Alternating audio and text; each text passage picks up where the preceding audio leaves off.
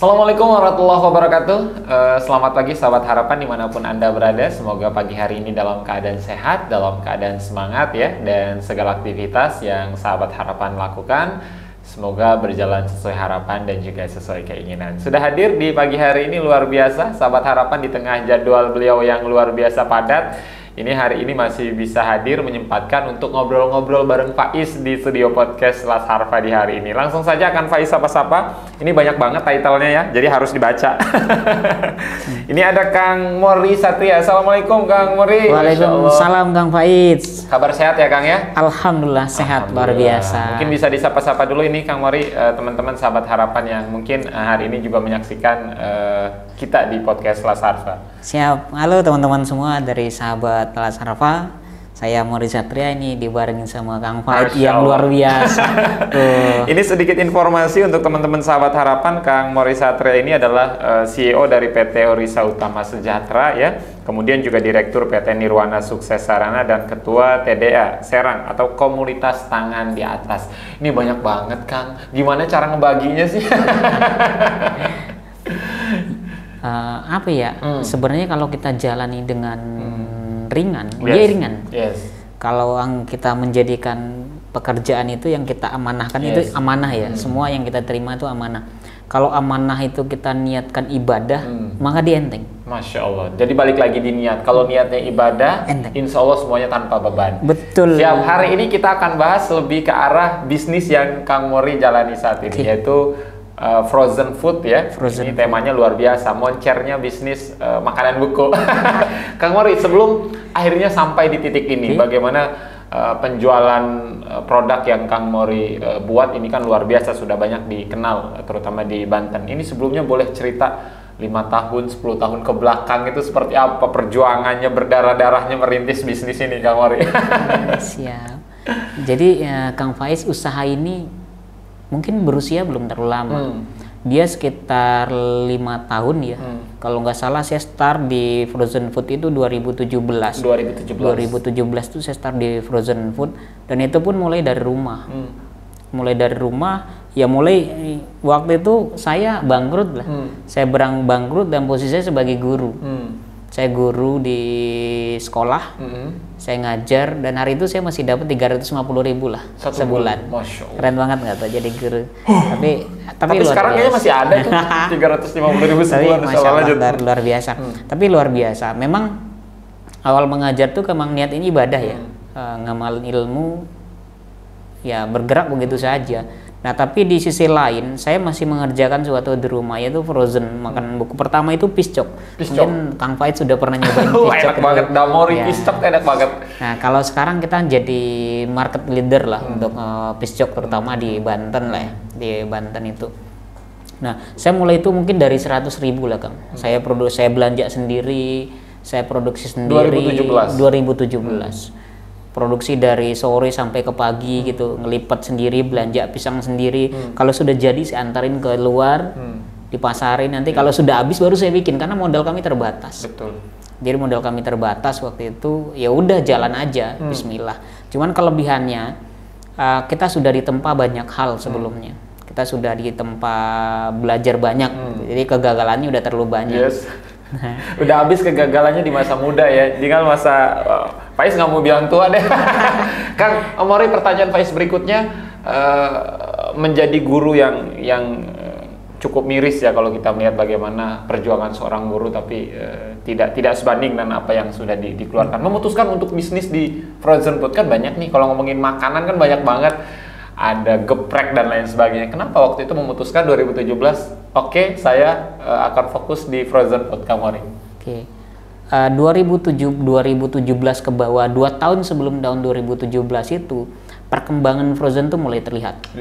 Jadi edukasi orang tentang dulu ya, sebelum 2017 orang masih beranggap bahwa makanan beku tuh ini pasti makanan nggak bagus, pasti makanan udah lama dibekuin karena nggak laku. Nah sebelum 2 tahun sebelum 2017, sekitar 2015 itu booming dulu sosis ya. Sosis bakar, masih ingat kan? Sosis bakar atau otak bakar segala macam itu berjamur tuh, tukang bakaran di mana-mana.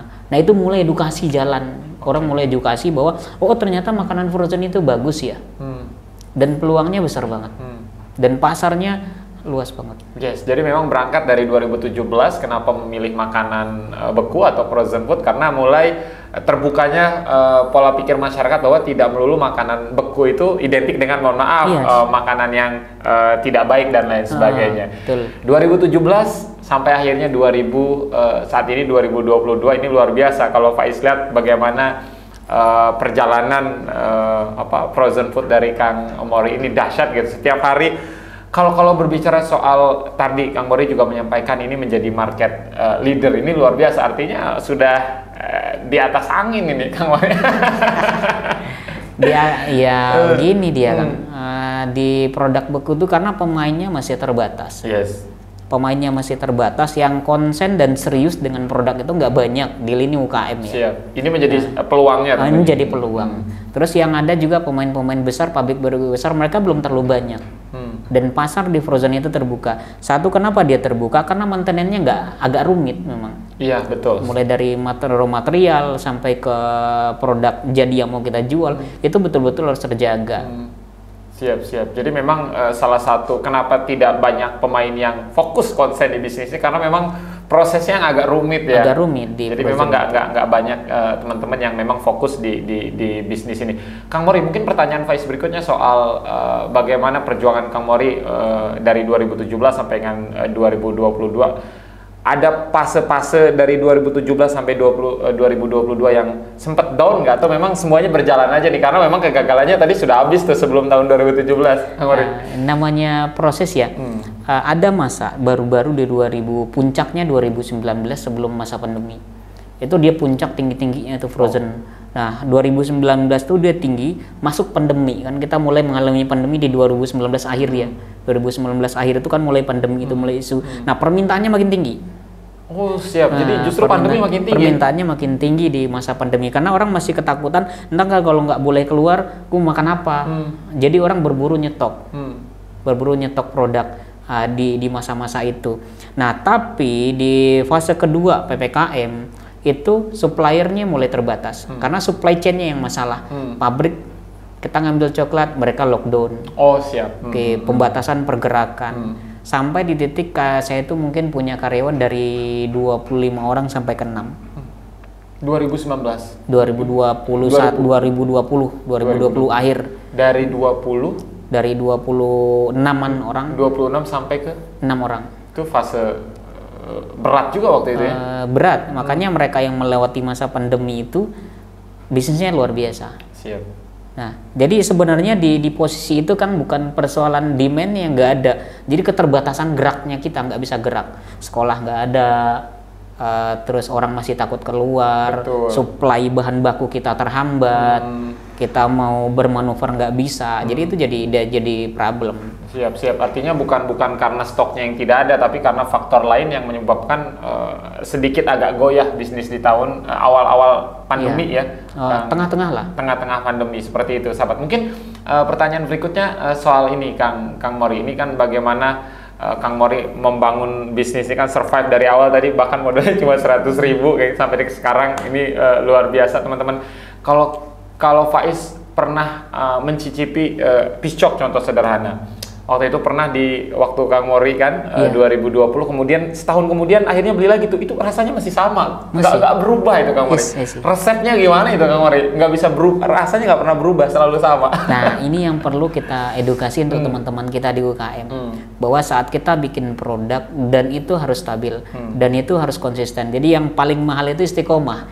Agama juga begitu kan, yang paling mahal adalah istiqomah.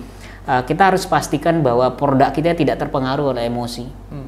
Jadi apa? Syaratnya adalah SOP-nya benar, ditimbang yang benar. Jangan sampai nanti hari ini nih sama suaminya baik-baik saja, enak gitu, tiba-tiba berantem asin kan, itu nggak seru ya Kang. Makannya gitu. Jadi teman-teman juga mesti bahwa SOP-nya mesti dijaga. Kuncinya ada di standar operasional prosedurnya. Siap. Jadi memang ini luar biasa. Jadi bagaimana misalkan kita ngomongin piscok aja, walaupun harga piscok lagi tinggi, jangan sampai nanti yang justru porsi si coklatnya 10 mg kita kurangin, ini justru akan sangat berdampak tidak bagus nanti kepada bisnis seperti itu. Nah, untuk teman-teman yang pengen jadi mitra nih Kang Mori, Damori ini seperti apa? Sulit nggak sih jadi mitra atau reseller lah dari bisnisnya Kang Mori? Kalau kita sih sebenarnya nggak rumit. Kita welcome ke teman-teman. Memang fokus kita bukan di user ya. Kami lebih membangun distributor sama agen. Nah, tapi kalaupun di bulan-bulan ini kami buka juga. Jadi teman-teman banyak request kan ternyata, Kang, kami mau jadi reseller, dibantu. Akhirnya kami memutuskan ya sudah.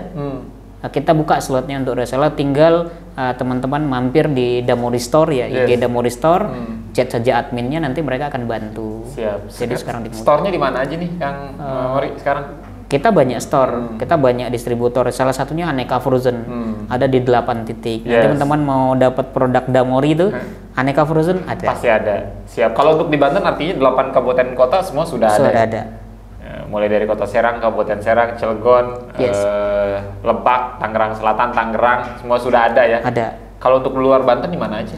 Luar Banten kita sudah sampai Semarang, Semarang, Surabaya, tapi lewat distributor ya. Siap, Kang Mori. Artinya kan kalau dalam bisnis ada visi yang mau dicapai, ada titik 2023 pengen seperti ini, 2024 pengen seperti ini. Kalau Kang Mori pribadi, terutama di bisnis frozen food ini, target-target yang dipasang seperti apa? Atau memang sebenarnya mengalir aja lah, ngikutin aja? Enggak, usaha ini dibangun dengan dasar ketaatan kepada Allah. Taatan gimana? Saya cuma punya target bahwa usaha ini harus sampai di zakat 1 miliar di tahun 2035. Yes. Zakat 1 miliar. Artinya kalau zakatnya 1 miliar, omsetnya udah berapa ya? Nah, hitung sendiri. Gitu. Jadi saat kita mungkin berdagang itu dengan landasannya Allah, mungkin Allah lebih permudah. Yes. Kalau untuk kayak store di seluruh kota di Indonesia tidak terlalu memperdulikan, karena tadi tujuannya bagaimana dalam 1 tahun bisa zakat 1 miliar. Ya sebenarnya ada itu kan goal kita di zakat 1 miliar. Tapi ada jangka pendek, ada jangka panjang yang kita kejar. Nah sekarang kita fokus di pemerataan di Provinsi Banten, karena coverage satu provinsi. Yes. Saat demandnya sudah full, baru kita create keluar. Jadi kita lebih fokus di Banten ini gede banget kan. Banten ini mungkin kota Serang saja kami baru di 50% mungkin. Kota Serang saja. Kota Serang 50%, Pandeglang itu 19%, Cilegon itu sekitar 20%, baru menguasai pasarnya. Dan begitu besar pasarnya gitu. Itu pun kita sudah termasuk kewalahan. Siap. Ini 50% artinya dahsyat ini. Kalau teman-teman Damori 50% menguasai pasar di Kota Serang, artinya 50%-nya di bagi yang lain ya. Iya. Siap-siap. Artinya memang kalau untuk strategi tentu tadi Kang Mori sampaikan ada jangka pendek, jangka menengah, jangka panjang. Tapi goalsnya adalah bagaimana dalam 1 tahun bisa zakat 1 miliar. 1 miliar. Baru kali ini kayaknya Faiz hadirkan narasumber yang pikir aja udah zakat gitu. Masya Allah. Kang Mori, kalau ngomongin omset deh, kira-kira dalam 1 bulan itu berapa sih kalau Damori? Jangan dijawab dulu, kita rehat setelah yang satu ini. Tetap di podcast Lasar, Pak.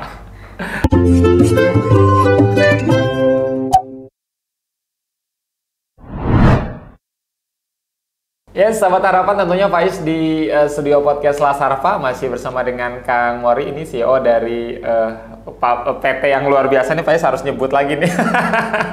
Ini dahsyat ya teman-teman. Tadi di segmen pertama ini CEO PT Orisa Utama Sejahtera, atau kita lebih kenal dengan Damori gitu ya. Damori itu ada produknya, ada piscok, ada dimsum, somai dan lain-lain seperti itu ya. Teman-teman yang belum mencicipi produknya bisa kunjungi frozen food terdekat ya. Aneka Frozen pasti sudah ada produk-produk dari Damori. Kang, balik lagi soal omset. Biasanya kan kalau bisnis kan muaranya pasti ke sana tuh ujung-ujungnya. Kalau kita jangan ngomongin rupiah dulu deh. Rata-rata berarti kalau frozen food itu ngitungnya apa, dia pack kah atau apa?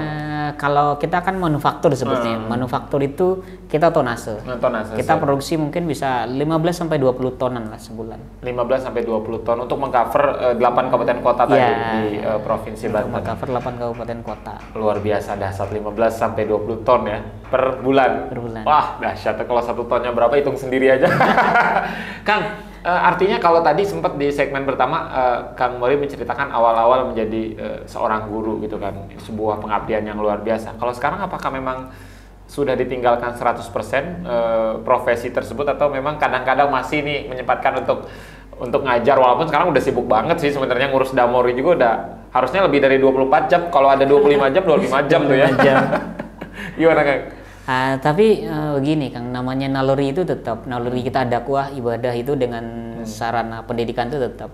Walaupun tapi berbeda cara. Kalau dulu saya di formal berarti kita masuk ke sekolah. Kalau sekarang ya kayak gini, kita ketemu teman-teman Harfa yang kemarin dampingan Harfa, kita kunjungi sampai Cibaliung, ayo kita belajar bareng-bareng. Apa yang sudah pengalaman 5 tahun saya bangun, di mana jatuhnya, di mana salahnya, teman-teman jangan ngalamin itu. Cukup belajar dari apa yang telah kami jalani, perbaiki. Maka polanya sebenarnya sukses itu pola kan. Dia polanya. Jadi pola gagalnya jangan diikuti, pola benarnya ikuti. Supaya teman-teman tidak menghabiskan terlalu banyak waktu di situ untuk gagal. Jangan banyak menghabiskan waktu di gagalnya. Artinya kalau pertanyaan Faiz tadi ketika sekarang masih menjadi seorang guru masih karena sering ke kampung mengadakan pelatihan dan lain sebagainya. Suka kan? Suka. Berbagi, artinya kan biasanya nih sebagian besar orang ketika tanda petik sudah berhasil agak sedikit nahan nih ilmunya, kiat-kiatnya. Kalau Kang Mori kok justru kasih ke yang lain? Kan dia kalau kita di agama kita kan begini Kang. Kenapa sih kalau di luar sana ada laut mati? Pertama dia mati. Setiap air yang mengalir itu diendapkan di situ, dia nggak ngalir. Jadi tidak ada kehidupan. Tapi apabila air yang masuk atau ilmu yang masuk di kita terima, kita alirkan lagi, dia menjadi kehidupan di sisi lain. Artinya kata Nabi kita kan gitu ya, sebaik-baik manusia yang paling banyak manfaatnya. Betul. Hari ini mungkin kita belum bisa memsedekahkan materi kita secara maksimal, tapi ilmu bisa kita sedekahkan. Masya Allah. Siap, ini luar biasa teman-teman ya. Jadi semakin banyak berbagi justru semakin bahagia. Semakin bahagia. Siap Kang, sempet kemarin atau memang Faiz doang ini ya? Ada copy pastenya produk Damori. Ada. Sempet soalnya pernah juga tuh datang ke rumah temen, tiba-tiba ditawarin mau piscok nggak? Pas coba ini kok sama, desainnya sama persis, nggak ada yang dibuang, semuanya sama, cuma mereknya beda. Ya. Ini udah berapa kali sering nemuin begini Kang Mori, gimana rasanya? Nah kalau saya sih khawatir dengan konsumen, karena saat ada suatu mengkloning produk secara utuh, komplainnya ke kami, artinya kok sekarang Damori begini ya rasanya. Akhirnya kami pernah bertanya, coba difotokan kemasannya. Oh itu bukan produk kita Bu. Nah sampai teman-teman itu saya datangin. Nggak apa-apa lah, Bapak Ibu produksi sama dengan saya, ngikutin jalan saya nggak apa-apa. Tapi kemasannya tolong jangan samain, karena nggak perlu juga nanti kita pakai hukum. Tapi nggak perlu juga kita nuntutkan. Teman-teman cari makan, saya cari makan. Jadi sama-sama aja. Supaya apa? Ini menghindari salah persepsi dari konsumen. Betul. Nah, dan itu banyak banget. Iya, soalnya kemasannya sama persis. Sama persis. Artinya kan kalau produk sudah ada yang mengkloningkan tadi Kang Mori sampaikan, artinya memang produk ini udah dapat trust yang luar biasa dahsyat nih. Dan Kang Mori sadar akan hal itu bahwa ini produk ini udah trustnya dahsyat ini, jadi makanya banyak tuh kloningnya. Iya, nah sayangnya begitu diklon secara utuh. Kalau kita mau bebarengan, saya jualan, lu jualan, ini nggak apa-apa. Rezeki mah nggak pernah tertukar. Betul. Dia datang memang ke pemiliknya. Siap, betul ya. Justru sangat terbuka jika ingin belajar, termasuk ketika yang ingin dijual produk yang sama, sama-sama piscok gitu, nggak masalah. Betul, dengan nggak masalah. Toh rezeki sudah ada yang ngatur. Hanya saja mungkin bahasanya jangan sama 100% ya Kang ya. Bahkan teman-teman itu yang bikin produk itu dulu sempat ke kita. Oh serius. Jadi kelemahan di kita begitu. Ini sering buat teman-teman di UKM ya, teman-teman di Harapan juga. Jadi teman-teman di UKM kita tidak belajar secara penuh. Tidak belajarnya begini. Mereka produksi atau raw material tidak konsisten dengan barangnya. Dulu saya untuk materialnya saya nggak produksi sendiri. Biarlah kita bagi-bagi ke teman-teman. Contoh saya pakai kulit lumpia. Ya sudah kita bagi-bagi saja. Si A produksi, saya ngambil aja. Mereka kehidupannya berjalan, saya juga berjalan. Tapi konsisten produk tuh yang tidak ada. Siap. Itu yang berat ya, Kang Mori. Itu yang berat. Konsisten tadi itu, Kang Mori. Artinya kalau sudah beberapa kali mendapat laporan ada produk yang sama gitu, pernah nggak sih ngedatengin? Pernah. Gimana? Mungkin boleh diceritain. Nah, pernah saya datang satu waktu itu di Pontang. Di Pontang. Pontang saya datang. baik-baik tentu baik-baik. Tapi dia nggak kenal bahwa saya yang punya Damori. Oh siap, jadi memang dirahasiakan ya. Memang kan rata-rata teman-teman nggak kenal siapa yang punya. Siap. Kalau produknya tahu, tapi yang punya nggak tahu karena saya jarang tampil di publik ya. Betul. Saya datang ke sana. Ini saya datang. Oh kok ini kemasan kayak kemasan Damori ya Pak? Dia bilang. Oh iya itu mah Damori udah gede katanya. Kok kemasannya sama? Ya nggak apa-apa katanya. Itu yang buat? Iya yang buat. Kok kemasannya sama ya Pak? Nggak apa-apa katanya. Kalau Damori mah dia udah gede, udah susah ngikutinnya. Nih ntar marah nggak orangnya tuh? Iya nggak apa-apa sih Pak, dikit doang gitu. Jadi hal-hal begitu. Padahal dia berhadapan dengan saya bilang,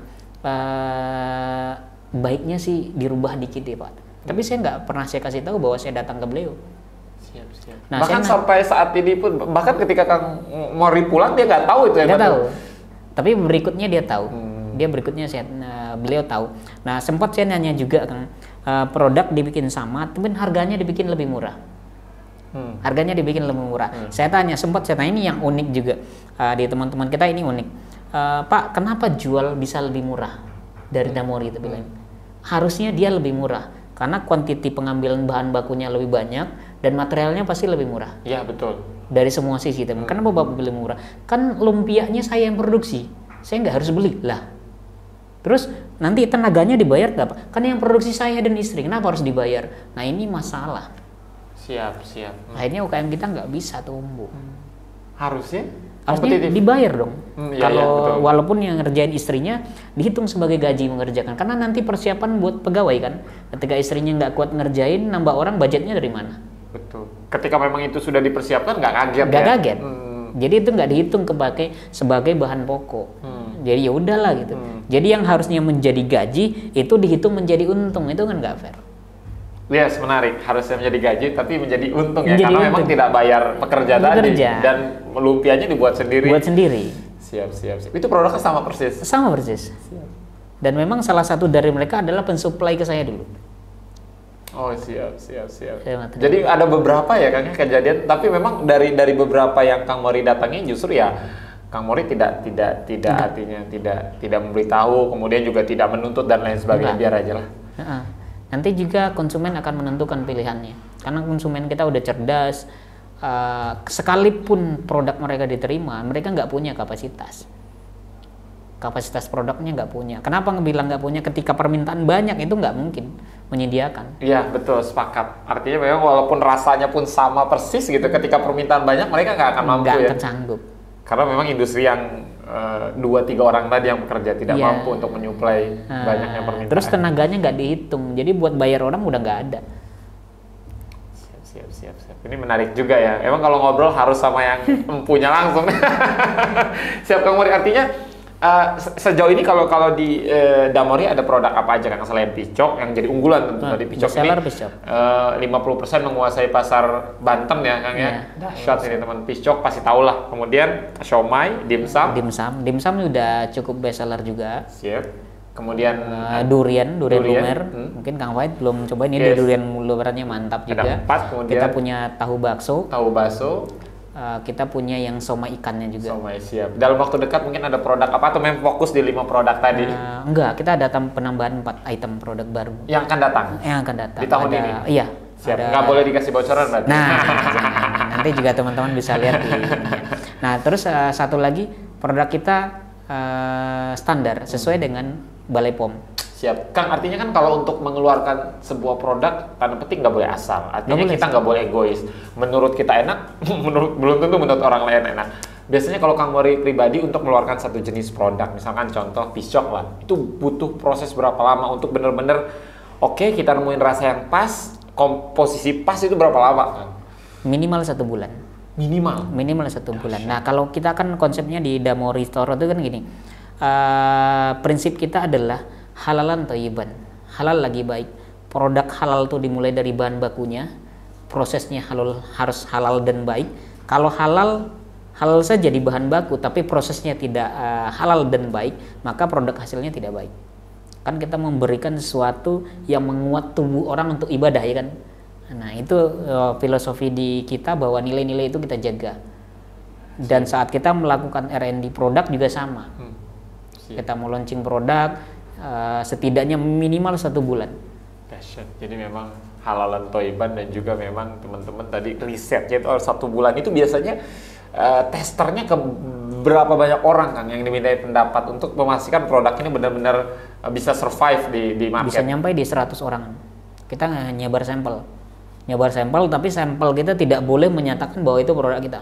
Kita sampel secara acak. Siap. Ini produk A, ini produk B. Ya? Iya, kita nggak boleh subjektif. Kalau kita kan kita yang nyoba, wah enak. Istri kita karena diplototin, wah enak gitu. Kakak-kakak kita, saudara kita diplototin, wah enak. Nah, ada perasaan tidak enak. Tapi kalau kita objektif, itu menentukan.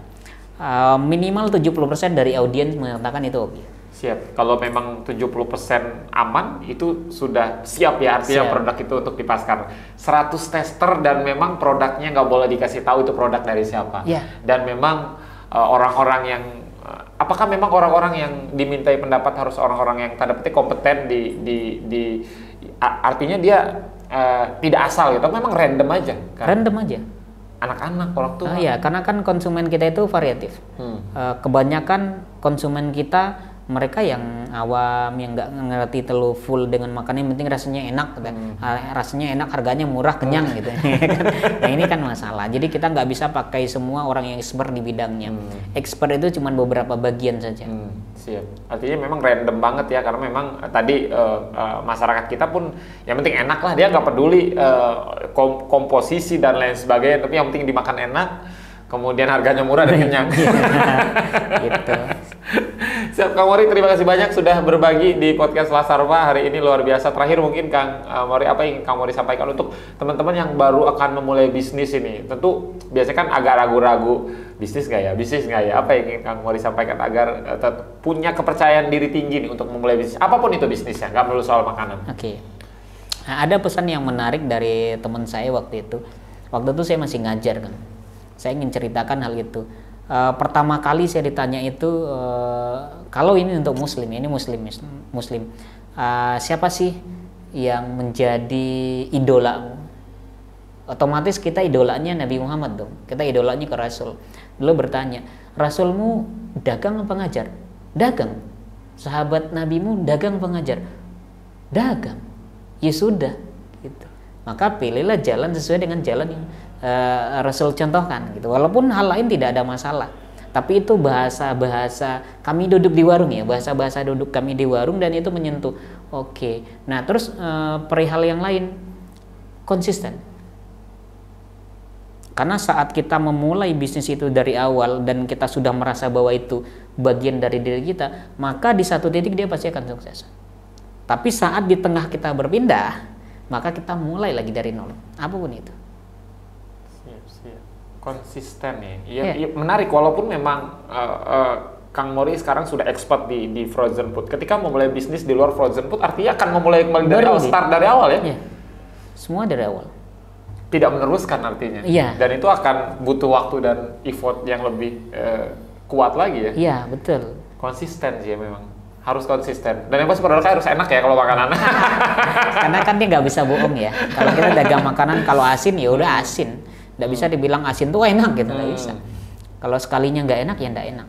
Siap, Kang Mori, terima kasih banyak sudah hadir di podcast Lasarva hari ini, luar biasa, sangat menginspirasi sekali sahabat ya. Jadi apa yang Kang Mori sampaikan adalah jika ingin mulai bisnis itu ingat tadi kalau yang muslim ya, Nabi kita Nabi Muhammad SAW itu berbisnis ya, berdagang gitu ya. Kemudian juga teman-teman konsisten, ini berat ini ya, konsisten ini perlu orang-orang spesial untuk bisa konsisten di suatu bidang. Kang Mori, artinya kalau tadi kan mimpi secara terakhir, mungkin mimpi secara pribadi pengen apa sih? Kalau tadi kan secara ini ya, secara bagaimana perusahaan ini tumbuh dan berkembang. Kalau pribadi mau kemana sih Kang Mori? Pengen apa gitu? Sebenarnya yang saya lakukan di bisnis itu adalah yang saya rencanakan dalam hidup. Artinya apa sih tujuan akhir dari hidup saya? Saya ingin zakat 1 miliar. Siap, balik Dan lagi. Ketika zakat itu saya tanamkan dalam hati, itu harus saya tuangkan dengan apa yang saya bangun. Jadi relevan, karena saat kita bisa mencapai nilai zakat itu, berarti ada kebermanfaat besar yang bisa orang nikmati. Siap. Nah, saat kita berzakat 1 miliar, mungkin sedekahnya sudah lebih baik daripada itu. Siap. Nah, jadi kalau ditanya saya mau apa, saya ingin zakat 1 miliar per tahun. Balik lagi ya. Jadi Nah, memang kan orang suka nanya tuh Kang Faid, Mungkin nggak? Bagi Allah mungkin. Sangat mungkin. Sangat mungkin. Apa yang tidak mungkin? Selagi Iya. kita masih bisa bernafas, Nah, semuanya masih mungkin. Karena dia logik. Jadi kalau teman-teman bagaimana mengukur zakat 1 miliar itu per tahun, maka diukurnya logik. Omsetnya bisa terukur, marginnya bisa terukur, dan pencapaian di tahun kapan bisa terukur. Dan kami bisa menjabarkan berapa produk yang harus kami jual untuk dapat zakat 1 miliar per tahun. Yes, siap. Kebayang dong teman-temannya zakatnya 1 miliar gimana omsetnya ya. Terima kasih banyak Kang Mori sudah hadir di podcast Lasarva. Semoga dapat menambah inspirasi untuk teman-teman yang menyaksikan. Faiz pamit, Kang Mori pamit. Assalamualaikum warahmatullahi wabarakatuh. Kita lanjut ngopi Kang. Oke. Yes, Iya. mantap. Luar biasa.